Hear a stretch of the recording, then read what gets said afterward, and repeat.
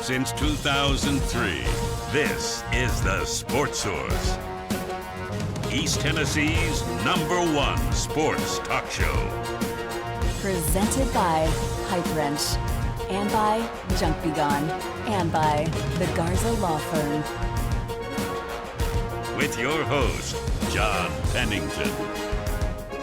The Sports Source starts now. Good Sunday morning. Welcome into the Sports Source. We appreciate you being with us today in the Junk Be Gone studios. We have a packed show for you today. We're going to spend a lot of time, obviously, previewing Tennessee LSU, which is coming your way next Saturday at noon. We'll talk about that right off the bat. We're also going to be joined today by former defensive coordinator at Virginia Tech just last year. Good expert analysis from someone who isn't connected to the program. It's always good to get that kind of analysis, especially somebody that has seen Hendon Hooker before he ever arrived in Knoxville. So we'll break all that down.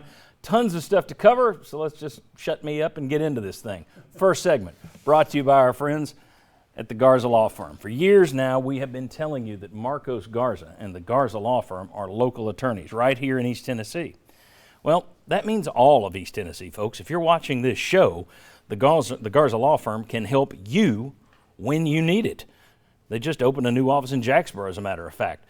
Check out garzalaw.com to learn more about this fine group of attorneys. Marcos Garza has been a part of this community for many years, and by community, I mean all of East Tennessee. garzalaw.com. All right, let's welcome in the first wave of panelists. We also have two VFLs waiting in the wings, and as I mentioned, Justin Hamilton, former Virginia Tech defensive coordinator, is going to join us to talk about the Vols as well.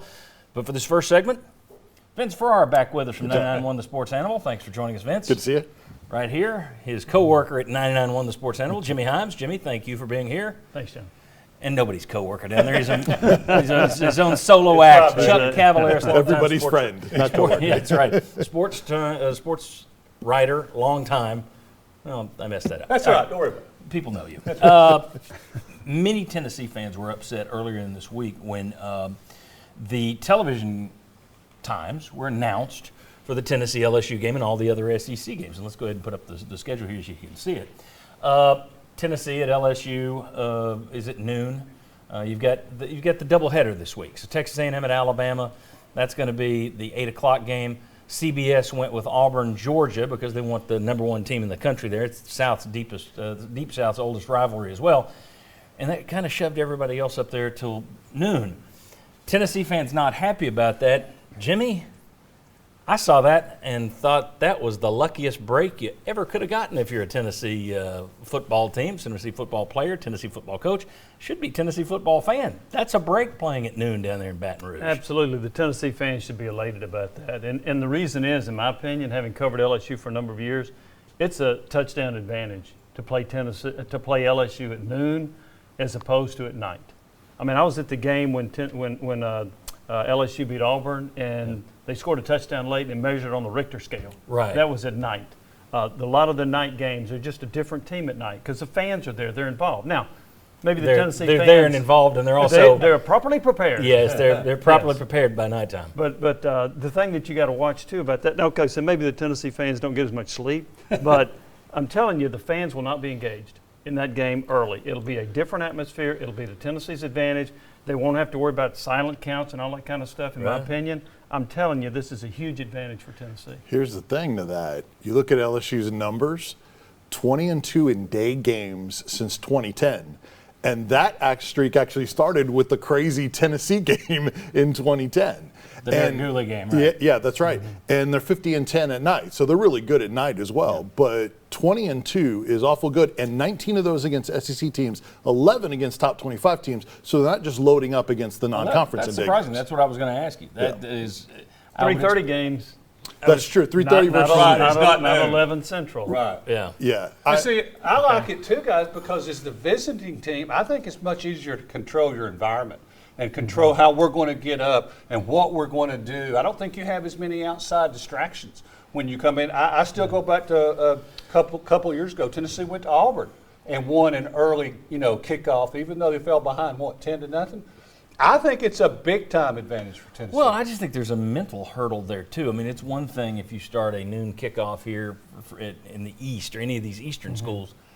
11 a.m. is basically what it is out there in the West, and that's just a different – it's a morning kickoff. I know it's only an hour, and it's really not much of a difference at all in terms of just time zones. But if you are having to tell your players, okay, we're playing in the morning, that's different than we're playing a noon game.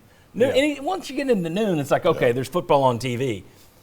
When you're starting over there at 11 a.m., that just seems like an early wake up for those guys. You think the Tennessee fans complained about those Right. LSU fans, yeah. They have been known to get an early start at getting lathered up, let's be honest. So let me it tell won't you, be as, like, speaking from experience, guys, it kills the buzz at the tailgate.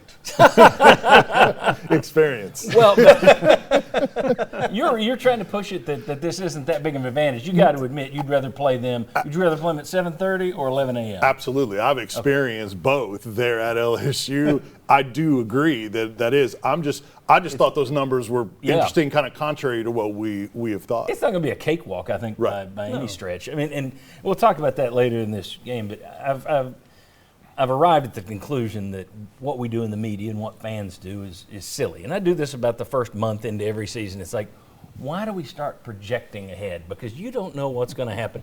Every week is its own season, period. Yeah. So, but anyway, let's talk a little bit about Hendon Hooker. Jammed his shoulder against Florida. Back at practice this week. All sounds well. Any reason for concerns about him at LSU? No, in the extra week. I think the open date came at a great time for him and others, but yes, in particular for Hooker.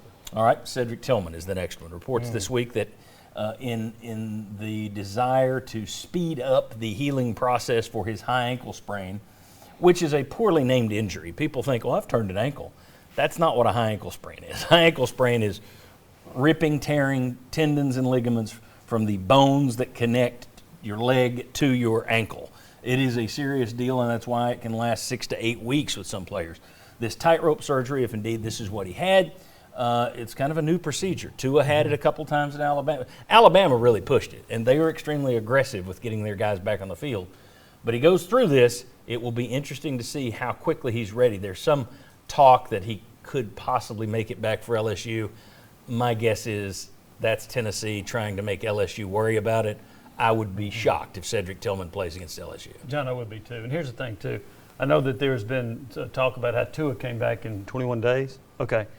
It's different for a quarterback. Yeah. A wide receiver who's got to run routes, who's got to make breaks, who's got to cut left and right. That's a whole different ballgame than a quarterback who's got to take a 5-step drop. Look, I had 10 high ankle sprains myself. I mean, I could just walk on a basketball court in high ankle sprain, emergency room. To me, with or without some kind of surgery, one of the worst things you can do is try to get back too soon and re-injure the same place again. And that's really easy to do. Yeah, and I'm sure he's thinking, hey, I'm the next level as well. So he doesn't want to jeopardize this and have that continue. Now, Tennessee's probably looking at it a little bit different. I'm sure Cedric wants to get on the field too, but that I think is always something that kids that are so close to getting to the NFL probably have someone telling them in their mind too. Also, if he was to come back, how effective would he be? So you got to take that into consideration because you got to trust those cuts and movements that you got to make. No, this tightrope thing it's new. It's interesting. I've been listening to it all week because Mac Jones has it with the Patriots, and there's been debate: should he get surgery, should he not? And there are a lot of people who feel that is a procedure where instead of using screws to put everything back together, they use like a bungee cord to put it back together. There are a lot of people who feel that tightrope procedure is designed to get you back faster, not necessarily better. It's more about speed of recovery than better recovery. That would concern me. We're going to talk later in this show with two of our VFLs and our other guests about injuries and who do players need to trust. I mean, obviously with the Tua thing this week on the concussion front, who can players trust when it comes to team doctors, coaches, et cetera, et cetera? It should be an interesting conversation. Matter of fact, let's go ahead and tell you everything that's coming up today. And I just blew one of them right there. We got insights from an expert guest who I mentioned. We'll also talk about can Heupel's offense have a good defense paired with it? Injuries in football, as I mentioned. The biggest SEC surprises so far, and then obviously throughout the show, a full breakdown of Tennessee versus LSU, plus much, much more. When we come back, Former Virginia Tech defensive coordinator Justin Hamilton joins us. We'll talk to him about Hendon Hooker and his time at Blacksburg, and then also what is it about Josh Heupel's offense that puts so much pressure on opposing defenses. Lots to come today. Come on back on the Sports Source.